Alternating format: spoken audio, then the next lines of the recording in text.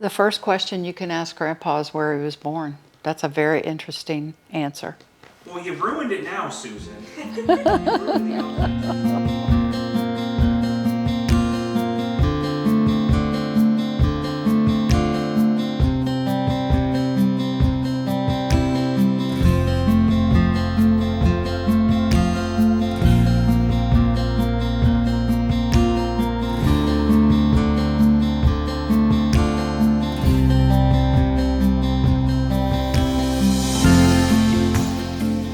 He helped move a girl into my apartment, is how we met.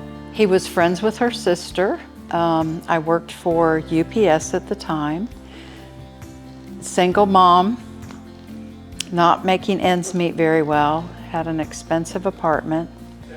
Nothing to add to that, Ron? Not much. I mean, He doesn't remember it. I really don't. It's. See? I remember I used to go over to eat. She never had enough to cook to eat. It was kind of a limited fun time in her life. Yeah. This girl approached me that I worked with, and she said, I heard you need a roommate. So she moved in with me. We got along great, and he helped her move in. Yeah. So if I wanted dinner, I needed to take food over to cook. So. My roommate and I, now this has been, I don't know, well over 45 years ago, had $20 a week between us for groceries and gas. They had these things called cooking bags, 5 for $1. We each got one cooking bag because I had the 2 girls, she had a son that was like 18 months old. That's how we fed ourselves. And it just comes with stuff in it? It came with meat in it, yeah. We'd make potatoes or whatever to go with it. That's how we survived. Never heard of cooking bags. No, they're long gone. And it's not a bad thing. Ever used cooking bags? I've never heard of it before. I can't believe you used them. Well, I didn't. I just know about them. Yeah. Was it just a bag or was there food in it? It was it was a bag about this big, and it had like beef and gravy in it, or chicken and rice. Okay. And you'd boil them on the stove. We didn't have microwaves yet. But I mean, you can cook good meals in cooking bags too. It's not just the cheap stuff. Oh, I don't know about those. Ours were cheap.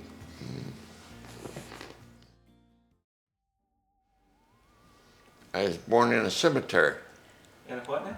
In a cemetery. How were you born in the cemetery? Actually was Shelbyville, Illinois Cemetery. My uncle was the caretaker and the house is still there. We went and saw it with Tom and I made a trip a few months ago. But Tom got the measles, so they wouldn't allow Mom in the hospital because she was exposed. So they sent a nurse out to the house, so I was actually born in this house. It's right there inside the cemetery. That's why. I told you. Not very many people born in a cemetery. No. It's usually the other end, yeah. That is wild. And I was born in England England? because my dad was in the Air Force. England and a cemetery. Yes. So I've never been back, but I could have a dual citizenship if I chose. Mom was a single mom, had 3 kids. All of you born in a cemetery or just you? No, just me. Just you. So it was Can't you tell? He's different. really poor. I mean, we was raised really poor. Mom worked at the restaurant a lot of times. And we'd wait till she'd come home. Stuff that was left over at the restaurant, she'd bring home. That would be what we ate. So we were pretty poor. Yeah? And she would bring home leftover cake that was dried out. So to this day, when he eats cake, he pours milk over it. He got in the habit back then because it was so dry. Interesting. Yeah. All right. And then me growing up, let's see, we moved to Florida when I was 2 years old. My dad bought a car agency in Kissimmee when I was in 2nd grade. He had multiple businesses, his bookkeeper embezzled money from him. This was back in the early 60s. So she embezzled $30,000, which was a fortune. I was like 10 at the time. So he ended up losing everything, all the businesses. Because of that? Because of that. And he really began to drink heavily at that point. He had a nervous breakdown. My parents their house got foreclosed on after I was married. It got pretty rough for my mom. I can remember my dad back then all you could do to get cash or pay for groceries was to write a check or cash. You know, they didn't use credit cards for any of that back then. So he would steal checks either from the middle of my sister's checkbook or my parents had a joint checking account. So he would go to the grocery store and sign my mom's name on the check. And he would check the mail every day. None of us ever checked the mail. So when they sent you the notice that the check had bounced, I guess he destroyed it. So one day the police came and arrested my mother, who my mother never did anything dishonest, ever. So we were teenagers at the time, and my sister and I are like, I don't know, maybe I was 12 and I don't remember how old we were, maybe, I don't know, 11 and 13 maybe. So we did not know what to do. We were beside ourselves. So finally, Carol, my sister, called my grandfather in Illinois, and my mom was out within an hour. It was my mom's parents. So, I mean, that was just a small taste of what happened after he went bankrupt. Oh, Yes. Yeah, there were a lot of things like that. Can you imagine me getting arrested? That was her mom. I would be so curious. What did Susan do to get arrested? Yeah. What could have Yes. possibly done? Yes. My dad was pretty straight-laced. They came and arrested him in Castleberry, cashing bad checks. Ah.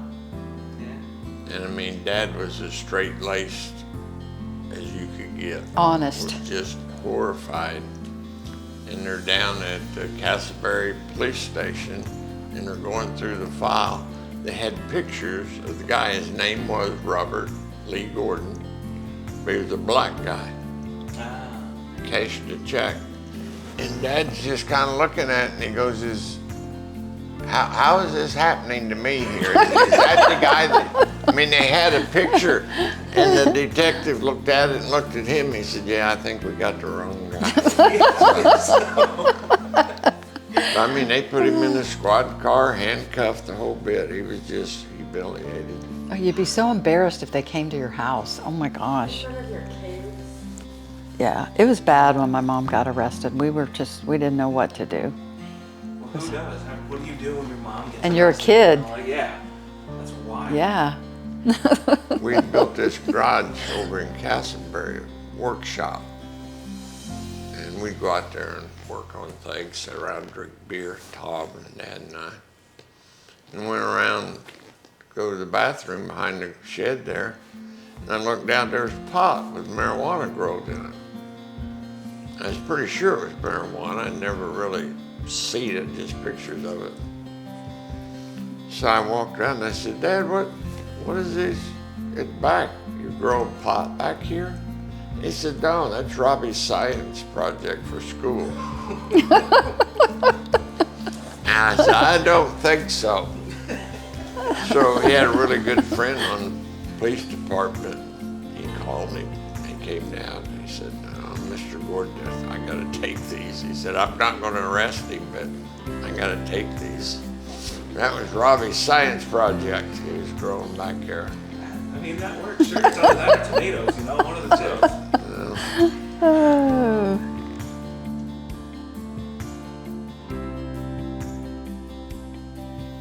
I mean, we believe that Jesus is the risen Christ, the Son of the living God. He's the only way to heaven. You cannot go to heaven. You cannot be with God except through Christ. So it's an important part of our life. I mean, we're really active in church and stuff, but it's been kind of a hard road. We was really involved in the church, kind of went south. We got out of church for That's a while. been over 40 years ago. Yeah. So, it's very important. So, Well, tell them about your granddad, his 50th anniversary in the ministry. you tell them. And he was a Baptist minister. So his 50th year in the ministry, they had a big party for him or celebration. So Ron goes to it. This was long before I knew him. And he was pretty wild. Well, not pretty wild. He was very wild. Yes. And his grandfather looks at him and he goes, "This grandson will follow me in the ministry." So Ron said he ran as hard as he could for Satan for years. Yeah. And then God just hooked him, and he really has been called. I mean, he preaches, he does, he's just called to be an evangelist, to talk to people about God, I believe. And you're next. Now we need to see about getting you in church. Yeah. I mean, Christianity is the only religion where Christ died and rose from the death. There is no body for Jesus. All the other has tombs. And his disciples that followed him all died martyrs, skinned alive, boiled, hung upside down, and not a one of them changed their story. And hundreds of people saw him after he came out of the grave. And not just the Bible, historical figures that talked about the kings at the time would say that this Jesus and this was here. So it's pretty much a proven fact if you study it. It's not just a book. It's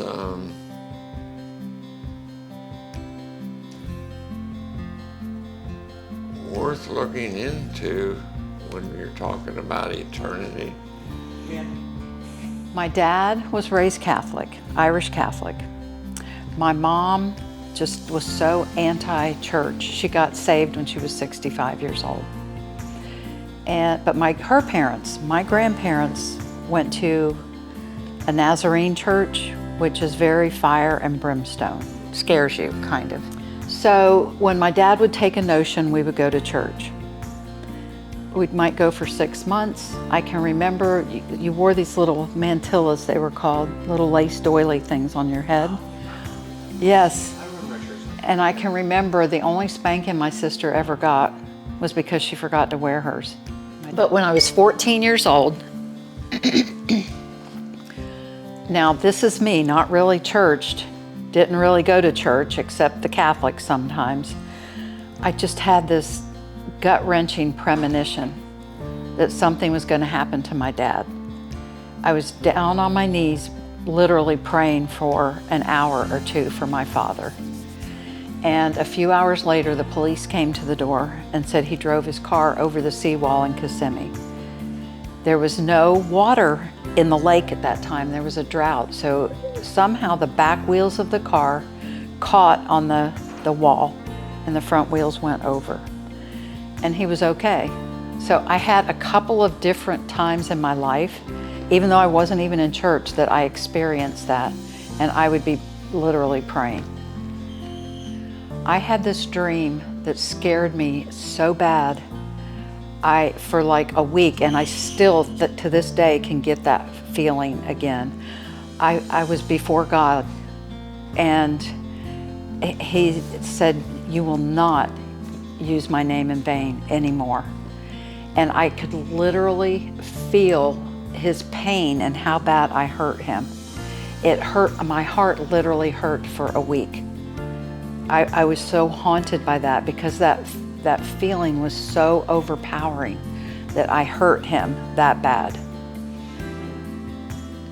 And I've just had different dreams. I can't, like, this is an encounter I had when Amy was pregnant with Matthew. She was halfway through the pregnancy and they called and they said, we're taking her to the hospital, she's bleeding. So I would go rushing to the hospital. Matthew was okay, it was just a minimal thing. And I can remember I'm on my way home and it was dark. I don't know why it mattered that it was dark. And I was literally beating on my steering wheel and just telling God, I want this child to be full term. I want this child to not have learning disabilities. I want this child to be like David, a man after your own heart. And this was like 20 minutes. And then I hear this voice say, it's done. It's done. So God always has a way of confirming his word to you. So when the pastor did the baby dedication for Matthew, he's usually, I mean, he would just pray for each kid, but he looked at Matthew and he's like, the nations are waiting for you. This is going to be a child after God's own heart, just like David, the exact things that I prayed. So I've had several encounters like that with God. So that is what has drawn me to him. When Jerry and I got divorced, Amy and Krista's dad, I was so angry at God. I said, how could you allow this to happen to me? And it took me years, really, to realize that we all have a choice. I chose to follow God. So we all have a choice. Several years ago, I was really spending a lot more time in prayer and fasting with the Lord. And I always went shopping early in the mornings. I'd go to Walmart, usually 4:30, 5 o'clock in the morning. Well, I got up this morning and thought, well, I need to go to Walmart. I actually got dressed.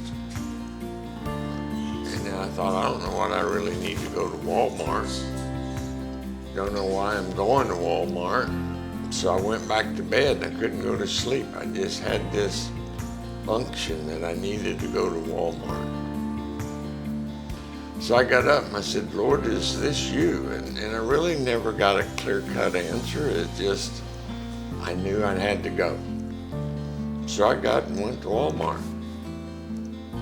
So I go up there and I thought, well, this was stupid. This certainly wasn't the Lord. And I go up there and there was this woman cashier and she kind of looked funny at me. And these two women was in front of me and they're crying. And I thought that looked strange.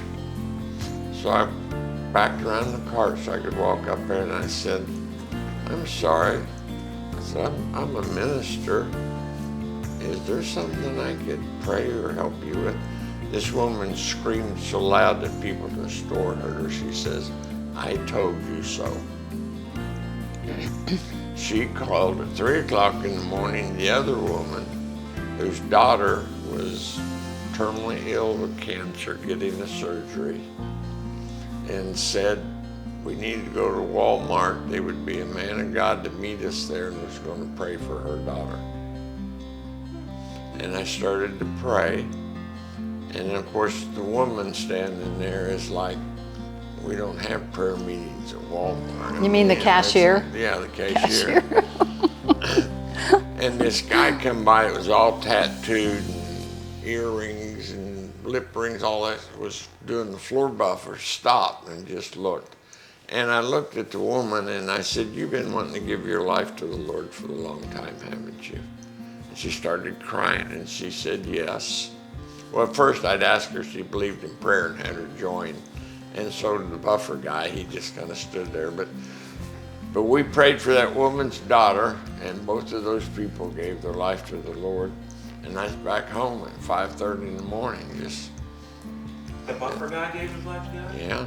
Oh, you went from just standing. I was wondering what happened. Yeah. I mean, it's just the Lord really does work in mysterious ways. And Tell them about the rainbow people. But we went up there and fed them when You fed them several times. Yeah. With other people. Yeah. Yeah. And took a sound system and Yeah. preached. They're just like traveling hobos, or Yeah, kind Yeah. of. That's a good way. They're the ones that hold the signs on the side of the road. These people, I mean, many of them hitchhike back and forth. Some have cars.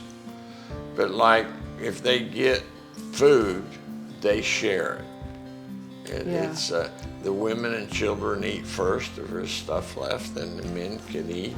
It's Share their medicine, their prescriptions. oh, that's good. That sounds Yeah. good. Yeah. It's, they really have a pretty governed society, I guess. But it tells you a lot about society. We was early one morning, I had a bunch of stuff cooking, and we had clothes that we got to donate. And these 2 guys and 2 girls in their teens came in this tent and sat down by the fire, and we'd give them something to eat and some fresh socks. They all wanted fresh socks because you couldn't, you know. And I overheard them talking. They were going to go to Ocala and fly signs. That's homeless, can you help stuff.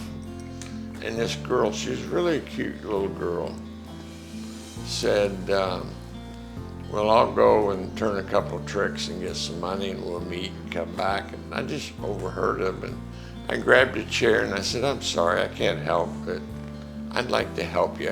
I heard what you were saying and where you're going, what you're doing. And she turned around and she says, Pastor, thank you. But my parents sold me for crack since I was 12 years old, to any man that would pay. I can't stand that. Now, I choose who I go with. And this is my family, and they have my back. I'm really in good shape. And you wonder sometimes when you see these prostitutes side of the road, what did they go through? Right. How did they get there? Well, tell them about the hitchhikers you picked up then. Which ones? Like, yeah, which ones? he always used to pick them up. Not I with still me. do, but Yeah, not with me. The guy going back to Oklahoma. oh, one of the rainbow guys there, we had an altar call, and several people gave their life to the Lord, and we prayed for people. And then I was going to Missouri to a pastor's birthday, wasn't it? I think so. celebration building, I don't know, Yeah. something. So I took Susan's car, just a lot better than gas mileage. And there at 95, 75, I started to get on, and there was this guy and this woman. So I pulled over. So I thought I'd get my computer and stuff and put it in the truck. I mean, I pick up people, but You have to be smart. I'm usually carrying, and I'm not going to let a computer and stuff lay out. You know, I'll lock it up. But anyway, she got in, and he started to get in, and he turned around and he says, "That's him." And you know, you're saying, "Well, I don't know about this. What have I done?" And he said, "Do you remember me?" And I go, "No, sir. I'm sorry, I don't." Well, he was one of the guys I prayed with out there in the middle of Ocala National Forest. And he said the Lord just got a hold of him. He went down 2 days later. He was wanted by the police, gave himself in. That was his wife. He started writing her from jail. This is like 3 or 4 months later. He's been in jail. They got restored. And he's going to go by and see his dad on their way back to Oklahoma. And he hadn't seen him for like 15 years. They got talking, and their relationship was restored. He's going to work on the reservation. She was an Indian, and he had a job. So I mean, it's just, the Lord uses people and helps people. It is. It's and I'm really sorry. I'm just thinking how to help you get over this. It's Maybe it's a time thing, you know? well, Well, I can recall, though this is a crazy story too, it just seemed like when we got back in church that God just put us through a series of tests, is the best way I can describe it. And I'm driving home from the office one night. I mean, we were in this house already, or maybe we were in Paisley. It doesn't matter where we were. But I'm driving on Plymouth Sorrento Road, and there's this prostitute walking. What, have you heard this story? No. Okay. And I felt like God said to me, give her a Bible. And I'm like, I don't have a Bible with me. But I would see her walking every night, and it was freezing. It was like close to Christmas. So I finally just put a Bible in my car, and I didn't see her for a while. And then I saw her, and I'm like, kind of scared. So I pulled over, and I said, God told me to, I threw it out the window and drove off. And I said, God told me to give you this Bible. And she goes, well, I can't read very well. She goes, I got in an accident up at Poncan Road with my dad. I fell off the back of his motorcycle, and like the top of my head got sliced off. And you could tell she wasn't all there. So I said, well, I think if you ask him to help you, just read one verse at a time, he'll help you understand that. And she goes, okay, thank you. Can you give me a ride home? And I'm like, okay, God would not do this to me. So I was like, okay. So she gets in the car, she had on a coat, and all of a sudden I see this, like with her coat on, and I'm thinking, oh my gosh, she's got a gun. And then I'm thinking, no, God wouldn't have had me do this.